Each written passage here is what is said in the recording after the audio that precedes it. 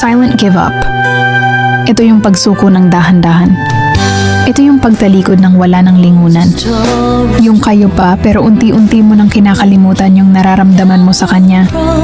Yung kayo pa pero kailangan mo nang gumising araw-araw na parang wala na. Na dapat masanay ka na at di mo na dapat siya namimiss. Di mo na siya kukulitin kapag di na siya nagre-reply. Yung good morning na lang sa umaga at good night text na lang sa gabi. Ito ay hindi dahil sa nagsasawa ka na, hindi dahil nakahanap ka na ng iba. Ito kasi yung pagpapaalam sa taong mahal mo na hindi na ganun kalalim ang pagmamahal sa'yo. Yung hindi na ikaw ang naiisip o naaalala sa umaga at gabi. Yung hinihintay ka na lang niya na mapagod ka para maging dahilan upang iwanan mo na siya.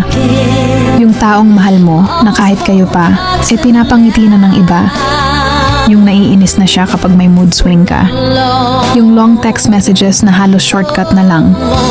Yung hindi ka na niya inaaya na mag-usap, mag-video call or magkita kayo. Yung hindi na siya nagsiselos at nag-aalala. Ito yung pagpapaalam na mas masakit pa sa actual breakups. Kasi unti-unting sumasaksak sa puso mo yung sakit.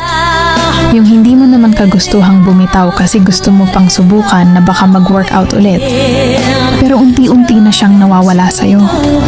Nakakabaliw, di ba?